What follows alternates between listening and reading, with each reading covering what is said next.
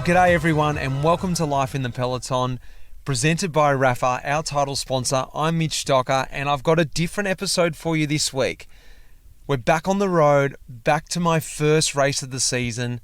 I'm out doing the Otway Odyssey, 100k marathon mountain bike race followed by a 100k gravel race. Again, I've got to say a massive thanks to Rapha for this.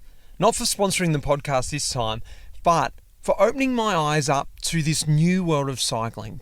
Back in 2019, Lockie Morton came on EF Pro Cycling Team to join me as a teammate, but Rapha came on board then too. They came on with this amazing idea as we now know as the alternate racing scene. Lockie sort of exploded the world and my eyes too to what you can do on two wheels that isn't professional road racing. I know this stuff has existed for ages, but it sort of opened my eyes up to it. And this year I've been able to sort of fall in love with cycling all over again. That happened down the Otway Odyssey. That coincidentally was on the same weekend as the opening weekend in Belgium, the opening weekend of the classics. And that's what I've drawn the direct correlation to. I don't want to go too much into this episode because what I've done is you're on the road with me. We're talking to people from this event. We're just sort of getting my emotions, my feelings. It's a bit of a document episode. I don't know. Let me know what you think about it. I found it so tough. I can't believe how hard I found this. It was so fun to do it. And this is the new world I'm in. This new Peloton. But I tell you what, it certainly hasn't slowed down. Well, maybe I've slowed down.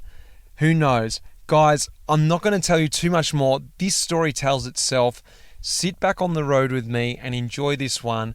We're down at the Otway Odyssey, a 100k mountain bike race, followed by a 100k gravel race, down in the Otway region, Victoria. I hope you guys enjoy this one. Here we go.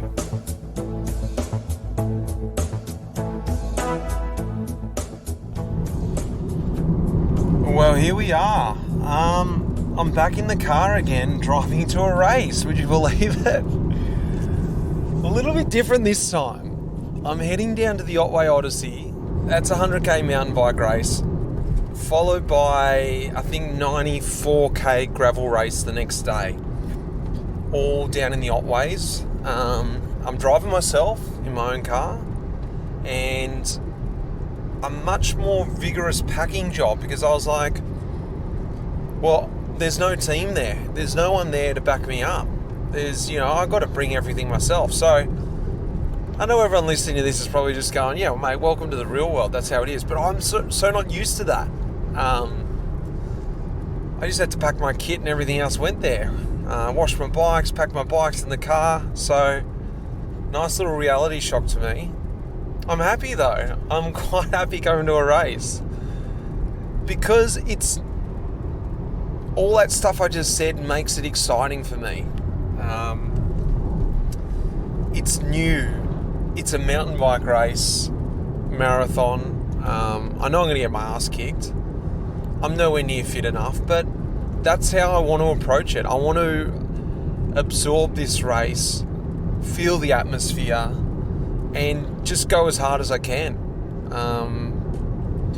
So anyway, I'm on the way, like I said, and I'm going to try and pick up a few snippets along the way and see if it's anything interesting down there. And I guess you'll hear my feelings from the race, my expectations, and how it all comes out of it. So here we go. Race day number 1.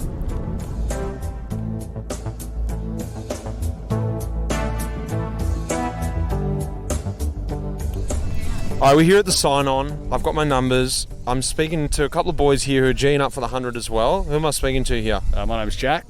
G'day, mate. And? I got Tom. Alright, you guys are ready for the 100. Have you been down here to the Otway before? I've done the 50k, must have been 2 years ago now.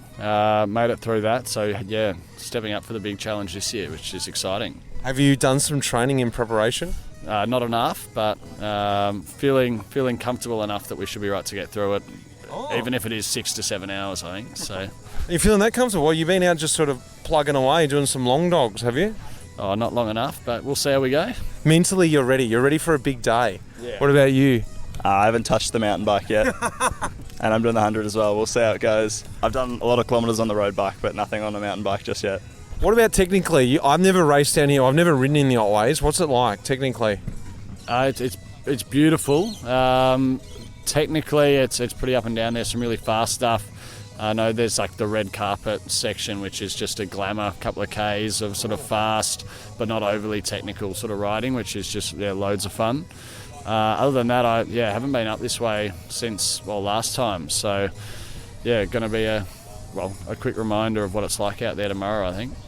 So what do you like about the vibes of these sort of events, especially this one, like the atmosphere of it? It's just great seeing everyone turn out for something like this, especially after all the stuff we've been through lately. Having people just rock up and have a good time, I guess. Nice little vibe. Are you guys doing the double? You doing the gravel tomorrow? Sadly not. We wanted to, but couldn't find any bikes to source that would be probably the right kind of ride for it. So you should have just done the mountain bike. I heard people do the mountain bike as well. Yeah, I've heard that too, but not this year, annoyingly. Yeah, right. Yeah. Didn't organise accommodation either, which was a bit of a blunder. We didn't want to camp 2 nights in a row, I think. So, one day is going to be hard enough. All right, I'll see you guys out there tomorrow. Look forward to it. I'm full. I'm just eating 2 slabs of lasagna. I didn't have lunch though. I didn't have lunch, apart from the chicken burger. Here we are, night before Otway Odyssey. I'm sitting here with my fellow teammates, Alan Aquani, Nina McCormack, and Wade Wallace. We've got a pretty sweet crew here for the first race, and we've just had a feast of the Titans, haven't we? We've had a homemade lasagna from Nina and homegrown veggies. Guys, we're just picking the brains for me anyway. What am I getting myself into, Wade? You've opted out for the 50. Told me back in the 100. We spoke about 18 months ago, and you said I'm training for the 100. We're going to do it together. And last minute you pulled out and went to the 50. What's happened? Because of Albie and supporting his long COVID, I decided to go and support him and go in the 50. But 2 days ago, I sent an email. I'm back in the 100 because I just know the shame associated with finishing a 50, and even worse, not finishing a 50.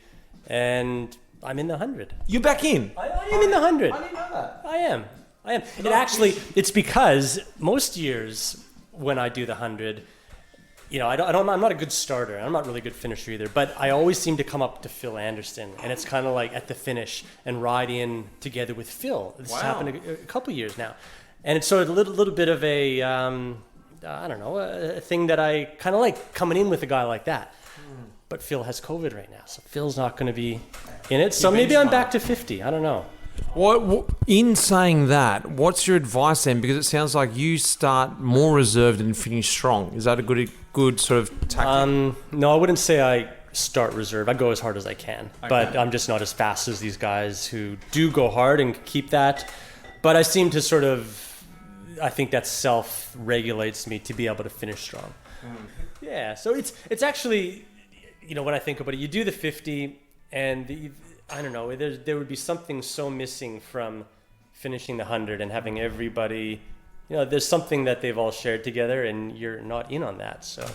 Albie, okay, you had COVID, but what else? Why aren't you doing the 50? I see, Wade tells a different story. He says he's doing the 50 because I've had COVID. He called me and said, how good is it when you do the 100? It's like, I don't do the 100 ever again. The 50 would be so much better. How much the 50 would be good and fun. Sold it to you. I was like, I know. And actually, I do have COVID. I had COVID. I've got long COVID. I've got extra, stuff. I'm heavier in the little ways. So, yeah, 50 sounded like a good idea. And then we get here tonight and you're prepping your bottles. Straight away, it's like, we're missing out on that excitement of the 100. Nina, so you're actually doing just the gravel on Sunday, and you're going to be laughing at us when we wake up Sunday morning and be like, see, I told you guys, you don't need to do the mountain bike. You can just do the gravel. What's your idea? Have you done the gravel before? Yes, I did the 50 last year, and this year I'm doing the 100. And wow. I suspect this one here is going to use me as an excuse to go slow. I'll just ride with Nina today. No, I won't be doing that. Tell me the stories about the 100, because what am I getting myself into? You guys are laughing like, I can't wait to see you get across the line, and we're talking about 100k. Like, I can do 100k on my ear. It's going to be fine. Like, I've done 300k races. What are you talking about? 100k on a mountain bike's different math, because what would you say, 20k an hour you'd be going well, average? So that's, I usually finish in 5 hours, and you go in. And the thing is there's no one to latch onto, no one to pace you. It's kind of alone out there too a lot of the time, right? Unless you find your other person, but often I'm alone. I don't even know there's a race going on. So it's up to you to push yourself, right? And is that a good thing though? Because what I'm imagining is quite good. You get in your zone and whatever, but if you're in a good spot, if you're not in a good spot, it's hard. Yeah, you start fumbling around. You don't have someone else to follow and sort of, to motivate you, I guess. So 100K is a long way. Yeah. What's the etiquette then, Albie? If I got some guy behind me who wants to get past, just block him the whole time? Yeah, you stick your elbows out and just don't let him pass at all. No, you let him pass. You've got to let those pass. Unless you're sort of competitive and there's definite etiquette out on the track. I've learnt that. And if you're pushing hard, sure, you keep on pushing. But if you know that someone's way quicker than you and right up your ass, then you go, okay, off you go. And you stick with them. I'm going to stick with this guy. 2 turns later, he's gone. It's like no one was right up my ass. Well, we've just had a couple of beers, a bottle of wine, and we're into the second bottle of wine, a beautiful lasagna, and we're waiting for dessert. Typical pre-race meal. So let's just sit back and get ready for the big day.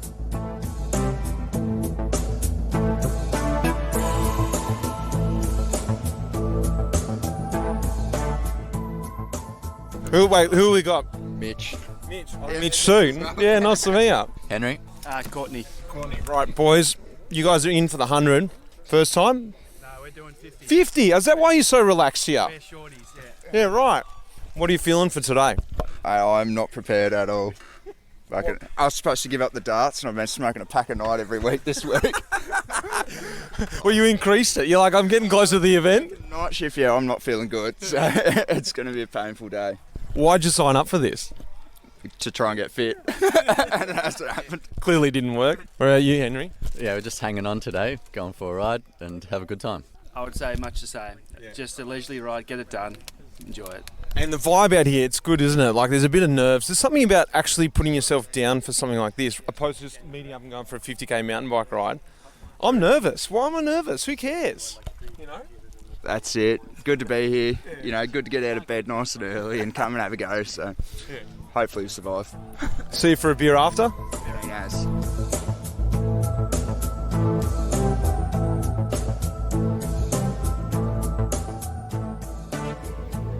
Mitch, you just finished 100K mountain bike ride, which, 2 hours you thought it was going to take you? How did it feel? It was seriously hard. Like, it was so slow going, and I realised how technically bad I am, because anytime I went uphill, I just either ride across the guys or ride away from them. As soon as it came to like twisty stuff, guys like, come and pass. I was like, oh shit. Did a lot of that just feel unnecessary when there's like a road right beside you and you're twisting going about 5k an hour? And it was out. Like, at one point it was like out 4k. That cracked me. Yeah. I was like, is this... And I was talking to someone like, how far is this? I was like losing my mind. Guys like, I think it's actually 110. I'm like, no way. Like, imagine doing another 10k now. Yeah, it was definitely hard. 1 to 10, where would you rate it in terms of like what you've done in your life? And I thought about that out there. I think a lot of it also has to do with it's the unknown for me. So I've never done this before. Plus I'm just not trained for it. So just all that added into it, plus being a really tough event, it's right up there. Like, I want to say top 10. Like, I was really on the sledgehammer. There's like this last bit of sledgehammer's really steep, and I was like, I'll just ride that. Both my hamstrings cramped. I've never cramped. And I got off and I couldn't walk, and I'm like, what am I going to do? I was like, cramp attack. I got that too. You got me. I was like, I've never cramped before. I'm like, what? How am I cramping? How could I possibly be cramping? So, did you have to get off and walk at all? On that bit. In that bit, yeah. That bit, I had to walk up the next pinch, and then I was like, I couldn't walk. So you rode the sand? Which bit? Sand. Yeah. That was easy, mate. That sort of stuff is better for me. Like, when it's less technical, and it's just all broad power, So, all right, thanks. Nice one. All right, boys, we're back at the end of the 100. I got my clothes on, so I'm slightly more recovered than you guys. Firstly, who am I speaking to here? Daniel Quinn, and I've got my clothes on too. Bike clothes, yes. Lewis Greenhalgh. Paul Gerloff. And guys, that was a hell of a day. How'd you guys get through? I didn't really. I sort of just grovelled the last 15 Ks and staggered to the end. What were the favourite bits? Oh, definitely the middle loop. I love that flow and and I was feeling good then, so that was good. How about you? Well, this is my first Otway Odyssey, and I think I was completely hoodwinked because everyone said it was 2,000 metres of climbing and less than 100 Ks, and it was just one that kept on going and going. But yeah, it's just one of those races where you absolutely cook yourself. You just get in the box and get on with it. That's such a funny thing. How much were you not concerned about the details before it started? But then all of a sudden when you're on this last loop, I was just like, is this 100K? How many altitude meters is it? I was like completely obsessed with the details. Every 100 metres counts at that point. Every 100 metres. I was like asking everyone around me. Some guy joked with me, he's like, it's actually 110. I was like, seriously, is it? Yeah, Lewis was doing that to me. He didn't have the altitude on his Garmin, and he kept on asking me, and I was nearly telling him to piss off because it was shitting me so much.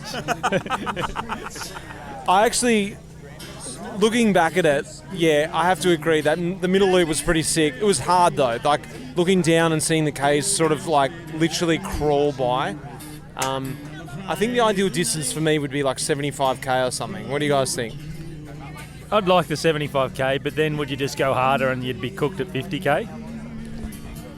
Yeah, look, I've got to say, like, the last 20 Ks was absolutely brutal, but it was probably the most rewarding bit, to be honest. Because if we would have finished at 75, I don't think I would have dug as deep, but I can certainly walk away thinking that I gave it every little ounce of energy and determination I got in my body. I couldn't have given it any more. So I'm, pretty happy with that effort. What about the vibe out there with all the other riders and being back here at the sort of village? It's pretty cool, these little events, aren't they? Classic support from everywhere. It's a bloody great time. And you feel it, but do it again. Maybe not tomorrow, though. Are you backing up tomorrow? Nah. Definitely not. I did it a couple of years ago, and no, never again. I am. Oh, my God. Have fun. Speaking with Derek. Derek. So we got the first climb on the 100K loop, and all the big hitters are there, and I was like, I reckon I can hang on up the first climb. I look across, everyone's on these sweet mountain bikes. Derek's on a full cross bike. First I noticed the bars, and then I was like, hang on, is that a cross bike? Tell me about it, mate. 100K epic mountain bike race, and you've done it on the crossy. Yeah, just couldn't find a Julie in time, and I work in a bike store and we're all out of stock of bikes, so I thought, may as well jump on the Specialized crux and give it a hot crack. Run me through the tech. What did you set it up with? What sort of tyres? So I'm running 47s, 47 Rumbus tyres, tubeless, and they were perfect, but I was umming and ahhing about running the SRAM Eagle at the rear and ended up running the 44 instead on the force axis, and that was definitely not enough. So yeah, it was a good time. Was it brutal out there? How was it for you? Some bits were actually pretty easy. The roots really started to take their toll in the second half of the race, just pummeling my shoulders and my triceps. So by the end of it, I was feeling pretty sorry for myself. So yeah. How'd you find the last loop? I found that so brutal. Yeah, definitely the hardest bit. Suspension is 100% required if you want to have half of a good time on this race. So yeah, loved it though. Here with frequent guests now on Life in the Peloton, Peter Mullins. And we're out at the Otway Odyssey. We talked about this on the podcast. And how was it? It was, this is my 13th Odyssey. Is it? Yeah, I know. Oh. I'm old. It's my 13th Odyssey. I think it was probably my hardest, but maybe hand in hand with the fact that I'm probably not going as well as I'm normally going. But second today behind Beck felt like a win, I reckon. I spoke to Chris Yongawad, who's also got a bunch of, I think, 6 or something wins here. He said also was the hardest one he did, but he did say the same thing as you. Potentially he's not as fit. But I think my first was the hardest I've ever done, and I agree. It was a hard course. Yeah, I think it doesn't matter whether you're fit, mid-pack, at the back. It's hard for everybody. Like, the slower you are, the longer you're on course, the harder it becomes throughout the day. It's 5.5 hours of just maximum effort. Yeah, I had nutrition-wise, I had 10 gels, I had 5 bottles, 1 Coke, 1 water, 3 carbs.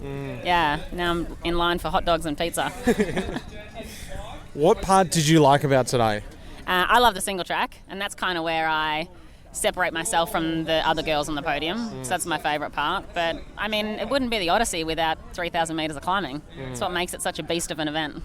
Break it up for everyone who doesn't know how it works here. It's 3 separate loops, and we all come back through the finish, which is quite cool, actually, because you get a sense of achievement. Imagine you did just one big 100k loop. You'd be like, oh my gosh, I'm never going to be able to do it. I could break it down. Yeah, it makes it easy to pull out too. So when you're coming through the start finish. No, I always say I race the first loop, I ride the second loop, which is always the single track, and then I just survive the third loop. You just don't know how your body's going to be at the end of 5 hours of riding.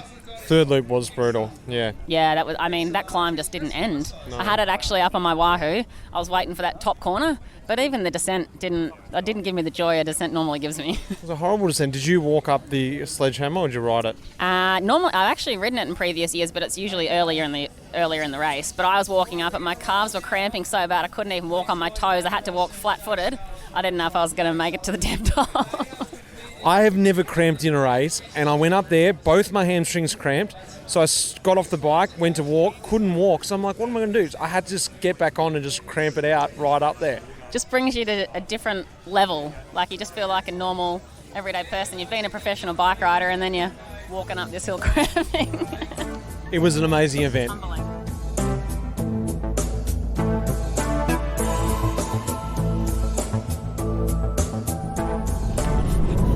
So I'm just driving back after completing the Otway Odyssey 100 marathon mountain bike race, and I'm actually drawing a lot of similarities to the opening weekend over in Belgium, kicking off Saturday today. Well, actually tonight in Australian time, but it's the same weekend, and I'm doing a double day race as well. I'm doing the mountain bike race and then the gravel race tomorrow. And it's weirdly got the same sort of feel, I think. Could be really wrong, but it's like the hard one first, straight into it, the mountain bike, the unknown. I haven't been racing for a long time. A lot of guys haven't been on the classics, this unknown. The opening weekend, it's the opening weekend for me. And tomorrow is going to be my Kerner, the 100k gravel, which will be less stressful than today, but still hard in its own way. It was so hard there today. Top 12 hardest things I've done on a bike, I'm going to say. It doesn't quite get in the top 10, but it was just so hard. It didn't help that I wasn't prepared. I haven't been training for something like that. I've been ticking it along, and you might be thinking, but you got the world tour and all this sort of stuff, but you still need to sharpen the sword up or, tune the engine a bit. And I haven't been doing that. I've just been staying fit. And it doesn't help that I'm not technically that good on the mountain bike. So I was doing things the hard way. I didn't crash. It's a big positive. And I'm starting to see the good side of it about 2 hours after the finish. But the last 2 hours, it's just very similar to a classic. You get in the bus and you think, what the hell was that? And then a few hours later you think, it wasn't actually too bad. It's beautiful.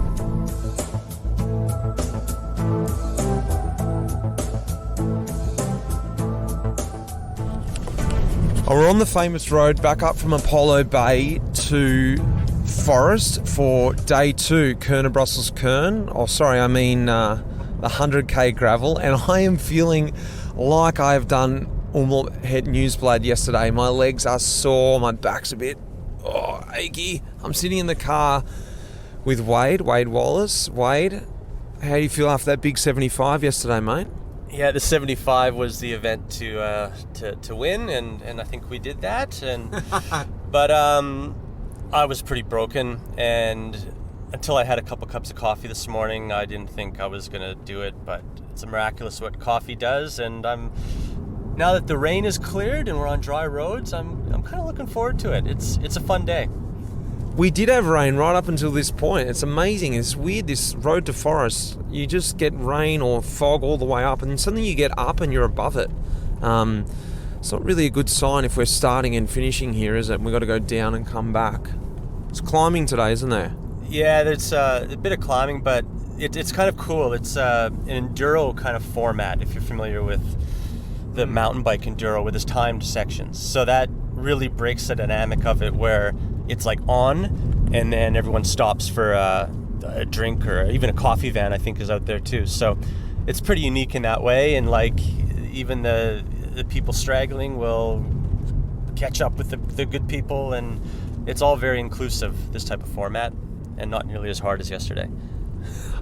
Famous last words. Except the climbs. Well, no, it's been a good little weekend so far, so let's get down to the start and unpack our bikes and get ready to rock and roll.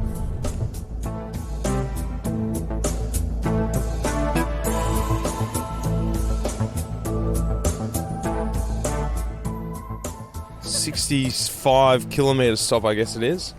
Covered in mud. I'm calling this the opening weekend because yesterday's Unforgiving Newsblad, the 100k mountain bike, and today's Kerner Brussels Kern. You've only done Kerner, haven't you? I've only done Kerner. Yep. You're the sprinter today? Yeah, I'm just getting towed along, sitting in the wheels, and then I'll probably wait for the 3k to go and then solo off the front. What do you think so far? Did you expect a grimy condition? I expected sunny, clear skies, and it's just been a mud fest, no glasses, dirt in the eye, but loving it. Everyone's having a great time, so. Yeah, it's good. I should take a photo of your face after. What was your name? Nathan Murphy. Courtney Sherwell for Rocksalt Live Tram. How are you going? Yeah, good, thank you. It's a bit lonely out there, but then you guys came along, so it was nice. You lost Peter? Yeah, I just rang her in the transition here, and she turned around and went back and waited for the donut van to open and is going home. What a weekie. Yeah, oh well. I think I have a little bit of FOMO of her having donuts at the moment. I know, but we're past that point now. I'm feeling good because when at the other stop, I was like, actually, I'm only 35k in. Now we're like 65, and we just got to get home now. Yeah, we just got to get up this last climb out of Wye River, and then we're home and host. Beautiful.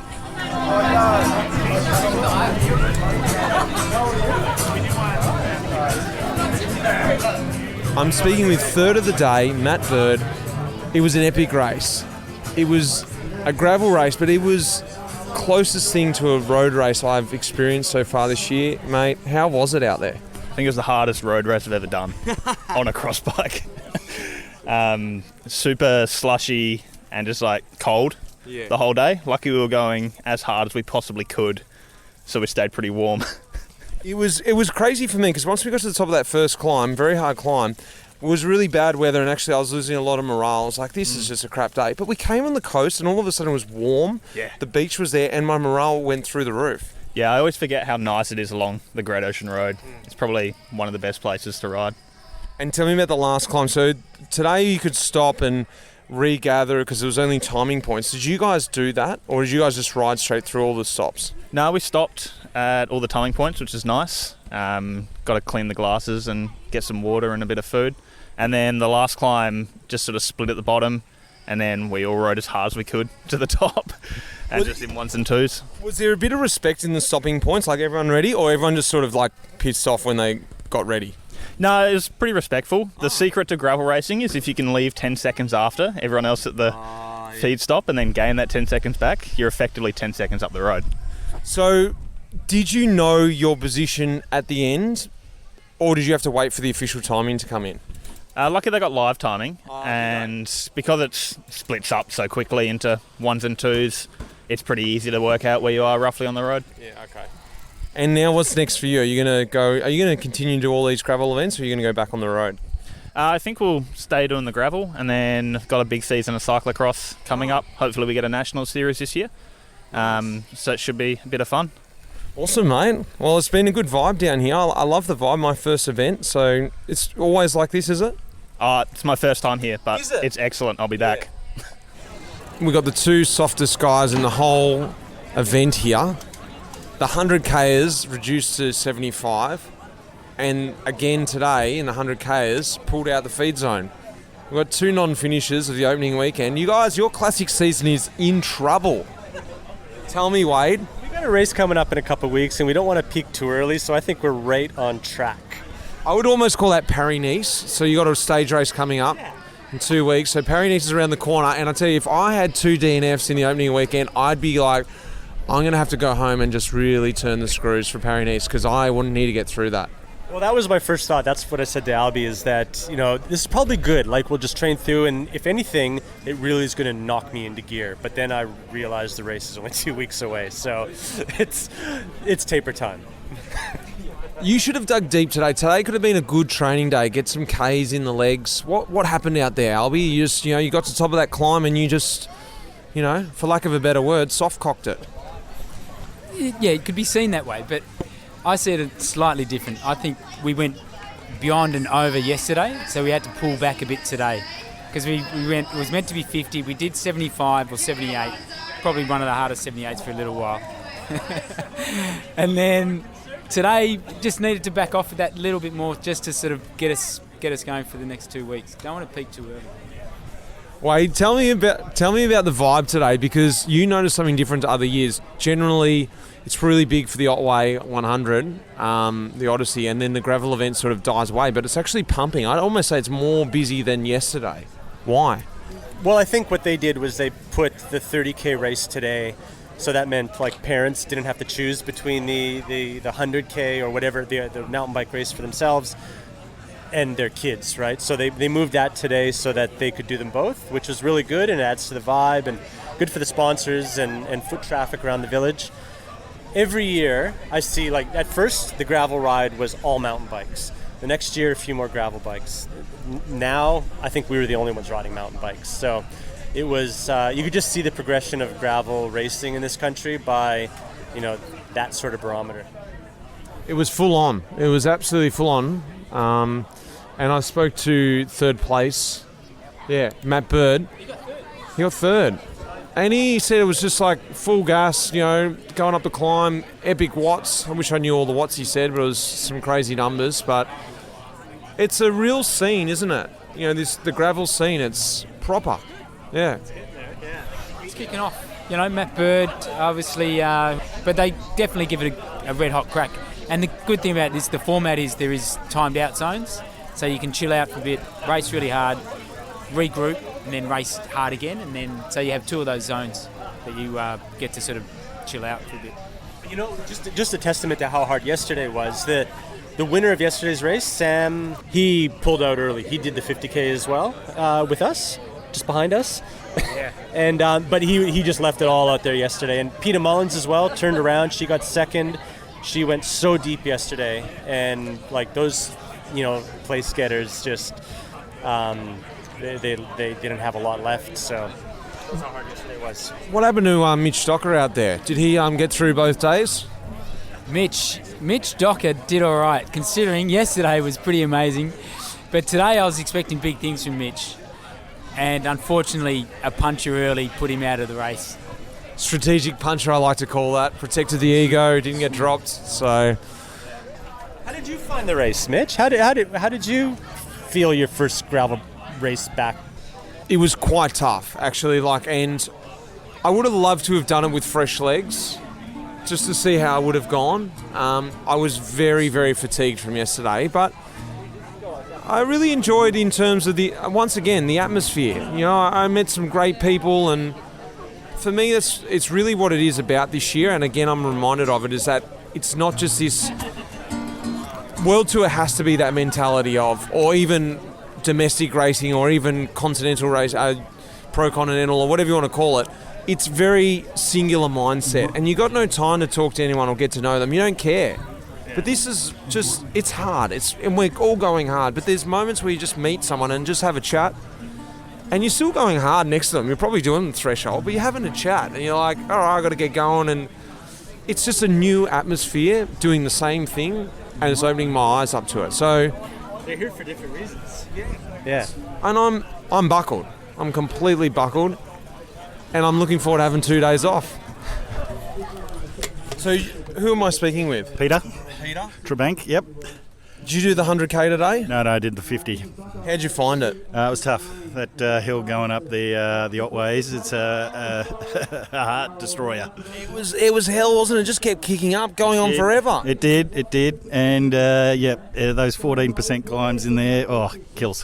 What did you think of that? Once you got to that drink stop at the top, you're like, okay, I've made it. There was actually a few little surprising kickers on the way down, wasn't it? There was a little bit, but no, I think once you got to that rest stop, it was great coming down. A lot of fun. Do you do most of these events, or is this the first time you've been here? First time. I made my bike during ISO last year, so I wanted to try some events. So I put my name down for this one a year ago, and here I am. It's a fantastic rig. What's with the saddle there? I've never seen that before. It's called a Thudbuster suspension seat post. 70 mils of travel in there, so keeps you nice and comfy. Big fat tyres are running at 30 psi, so very plush ride. And how many Ks or how many hours can you get out a week to train? Are you preparing for these events, or this is just something you did, I prepare mentally. I haven't done that much preparing. Did a few rail trials around Melbourne and that sort of stuff, but nothing this serious. It's good fun. Fantastic. And what do you get out of an event like this and the atmosphere? What do you like about it? Just seeing all the gravel grinder heads all in one spot is great. You don't see. I think in Melbourne it's dominated by the roadies, so you don't see many gravel grinders, and it's great to see everybody here and enjoying themselves. It's a different feel, isn't it? It's awesome. So, mate, great to chat to you. Thanks very much. Well, I'm back here in the car again. This time I'm travelling home. Bikes haven't been washed. Kit is still dirty. So, yes, very different to what I'm used to. But opening weekend is done. 2 race finishes. That's about all I can say on the success side of things. I punched it today, and in my eyes, it was a bit of a blessing in disguise because it took the ego out of it. I never got a chance to be dropped. I had to stop, fix my puncher, and then ride the rest of the course out. So I was going to get dropped because these guys, they move. That's one thing I've definitely underestimated. You just assume you can just tap back into racing. But it has been a few months and I haven't prepared for racing. I've just stayed fit, and you don't have it anymore. You underestimate the level of racing, and these guys are strong and they're ready. So it was a rude awakening, but it was so enjoyable in many accounts. Like, it was so challenging. I didn't have any hold on the situation. I just had to do what I could to get through. Mental games, bad weather, fighting myself, like, what am I doing out here? But then coming around the corner and going, actually, this is really cool. I'm enjoying this. And then just meeting different people.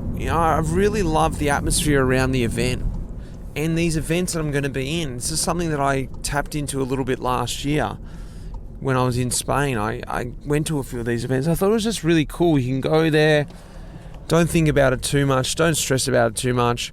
Get in, do the race as hard as you can. At the end of it, grab a beer, have a chat to everyone and find out how their day was. There's not this big build-up or pressure or disappointment. It's just go for it. Have fun.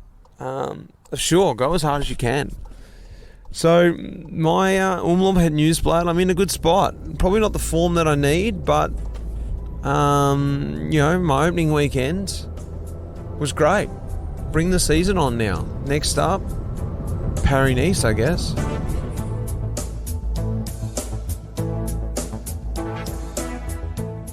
Well, there we have it. My opening weekend. What a tough weekend that was. I totally underestimated that. Sounded like probably the biggest amateur out there, but I really did have a great time. I'm so excited about this season coming. I get to do this stuff all year, meet all these different people, plus stay physically fit and on my limit the whole time. It's not only challenging me technically with the mountain biking, with gravel, but physically it's just such a different beast. I really am enjoying meeting all the different people too, because it's such a different vibe. And I know you guys listening to this probably know about what I'm talking about. Well, if you don't, you've got to go and check out some of these events that are on around Australia or around the world. I'm sure they're everywhere. I know they're everywhere. Go and get involved. They're really, really fun. I hope you liked listening to my story anyway. Next week we're talking to Trekkie Johnson, Brendan Johnson, the winner of the 100k marathon race, an epic mountain biker. He's been Australian mountain bike marathon champion, third at the recent Australian Road Championships. He's got his own business as an electrician. He cycles just as many hours as I did once when I was pro. I don't know how he fits it all in. I'm going to have a chat to him on the Talking Luft next week just to understand a little bit more about him and about the types of people in this scene. It's really interesting and I love it, and he's a great guy. So that's going to be next week on Talking Luft. This podcast doesn't happen with the massive support that we're getting from Rapha this year, and also a massive thanks has got to go out to them, like I said at the start of the episode, for allowing me to see and take this opportunity to understand this different world of cycling that I never really knew as I grew up, and now coming around full circle and understanding again the love of cycling. That's what they're trying to do, and I am really feeling it on the forefront. It's awesome. A big thanks goes out to Lara as well behind the scenes, and of course Will Jones, who pieces all these episodes together. Guys, a big thanks for you listening. I hope you enjoyed this episode, and until next week, cheers.